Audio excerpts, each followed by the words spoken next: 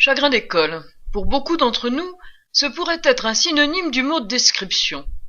Morceau choisi d'Emmanuel, la description ennuie et décourage le lecteur inexpérimenté, et je gage que beaucoup d'entre vous ont, comme moi dans leur enfance, sauté les pages interminables qui ralentissent le récit pour retrouver au plus vite la trame de l'action. Or le public lettré du XIXe siècle n'était pas loin de partager ce refus de la description. Zola critiquait lui-même les longues énumérations de commissaires-priseurs dont Balzac encombre le début de ses romans. Il faut atteindre la page 5, dans Eugénie Grandet par exemple, pour rencontrer un personnage, le père Grandet, dont le romancier nous livre la biographie circonstanciée après avoir présenté par le menu la ville de Saumur, puis le quartier, puis la rue, puis la maison, comme dans un guide de voyage. Et la description reprend avec la salle et tout son mobilier, avant qu'apparaisse le personnage principal, Eugénie. Après tout, comme le note Zola lui-même, la description est un phénomène relativement récent dans l'histoire littéraire. Les auteurs classiques font se mouvoir leurs personnages sur un fond neutre, conventionnel et indéterminé. C'est le pré-romantisme qui introduit la description en littérature avec ce qu'on pourrait appeler l'invention du paysage à la fin du XVIIIe siècle. Avec Rousseau et les rêveries du promeneur solitaire, la nature devient le miroir de l'âme, comme elle le sera pour Chateaubriand. L'âme se plaît à s'enfoncer dans un océan de forêt, à planer sur le gouffre des cataractes, à méditer au bord des lacs et des fleuves, et pour ainsi dire, à se trouver seul devant Dieu, écrit celui-ci dans le génie du christianisme. Quant au paysage urbain, s'il apparaît dans Notre-Dame de Paris par exemple, c'est comme un décor et non comme un milieu. Quelle est donc la différence entre le décor et le milieu? Le décor, comme au théâtre, répond au souci du pittoresque et de la couleur locale. Il participe à l'illusion de réalité, mais il n'a aucune incidence réelle sur le drame.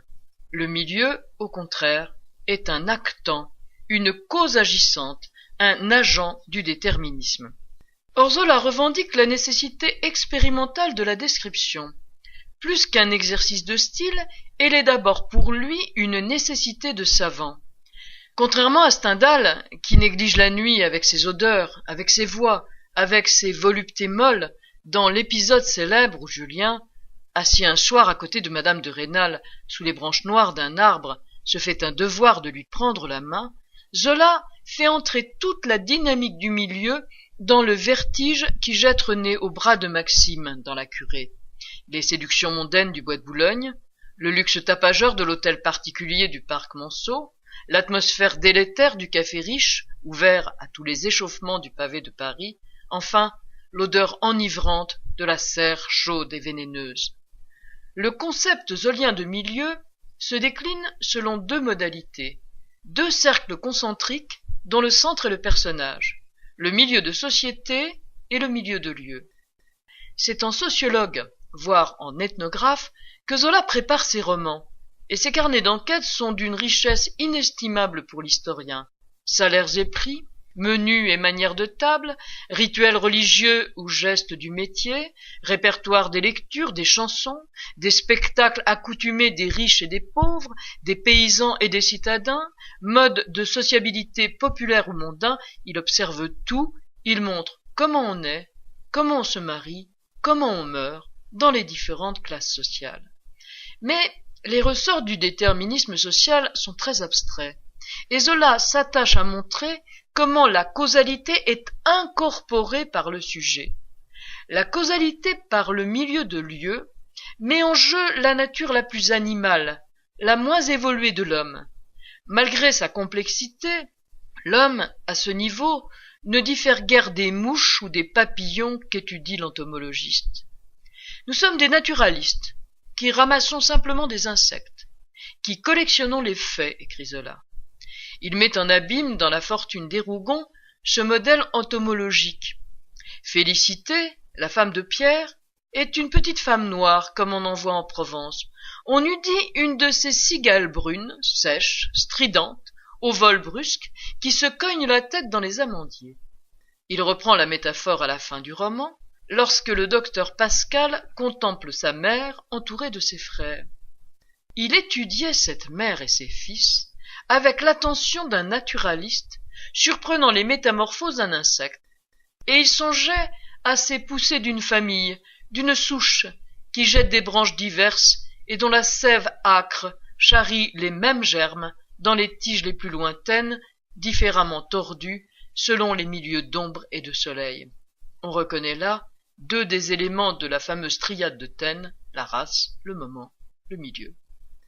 Comme le zoologiste, qui parlant d'un insecte particulier, se trouve forcé d'étudier la plante sur laquelle vit cet insecte, la plante dont il tire son être, jusqu'à sa forme et sa couleur, le romancier naturaliste se doit d'étudier le milieu dans lequel baignent ses personnages.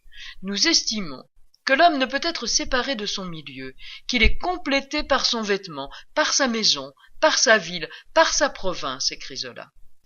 Le mimétisme, qui caractérise si souvent le rapport de l'animal à son environnement, est le degré zéro de la causalité par le milieu de lieu. On trouve l'expression la plus poétique de ce mimétisme dans la Curée, où la serre tout entière, avec ses essences tropicales, joue le rôle de la plante pour l'insecte. René, dans les bras de Maxime, finit par ressembler à l'arbuste fleuri qui abrite ses amours. Sa bouche s'ouvrait alors avec l'éclat avide et saignant de l'hibiscus de la Chine dont la nappe couvrait le flanc de l'autel. Elle n'était plus qu'une fille brûlante de la serre. Ses baisers fleurissaient et se fanaient comme les fleurs rouges de la grande mauve qui durent à peine quelques heures et qui renaissent sans cesse, pareilles aux lèvres meurtries et insatiables d'une messaline géante. Plus prosaïque, la relation qui unit le charcutier Quenu à ses cochons dans le ventre de Paris. Sa face rasée s'était allongée, avait pris à la longue une lointaine ressemblance avec le groin de ses cochons, de cette viande où ses mains s'enfonçaient et vivaient la journée entière.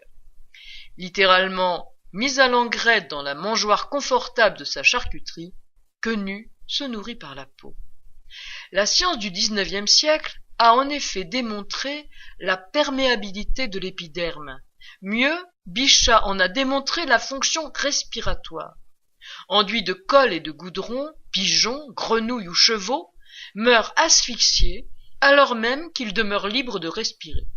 On comprend par là le privilège accordé à l'odeur dans la poétique naturaliste. Elle est déterminante dans la chute de René. C'étaient surtout les odeurs qui la brisaient. Un parfum indéfinissable, fort, excitant traînait, fait de 1000 parfums, sueurs humaines, haleine de femme, senteur de chevelure, et des souffles doux et fades jusqu'à l'évanouissement étaient coupés par des souffles pestilentiels, rudes, chargés de poison. Mais dans cette musique étrange des odeurs, la phrase mélodique qui revenait toujours, dominant, étouffant les tendresses de la vanille et les acuités des orchidées, c'était cette odeur humaine pénétrante, sensuelle, cette odeur d'amour qui s'échappe le matin de la chambre close des jeunes époux. Vecteur évident de la pénétration de l'intérieur par l'extérieur, l'odeur assure la contamination de l'organisme par le milieu, comme on le voit de manière exemplaire dans l'Assommoir. La déchéance de Gervaise est en effet directement expliquée par une causalité atmosphérique et olfactive. Occupée à trier le linge sale dans sa boutique, la blanchisseuse, inconsciente du danger, respire la corruption par tous les pores de sa peau dans l'air fétide de l'atelier. Elle enfonçait ses bras nus et roses au milieu des chemises jaunes de crasse, des torchons raidis par la graisse des eaux de vaisselle, des chaussettes mangées et pourries de sueur. Pourtant, dans l'odeur forte qui battait son visage penché au-dessus des tas, une nonchalance la prenait, et il semblait que ses premières paresses vinssent de l'asphyxie des vieux linges empoisonnant l'air autour d'elle.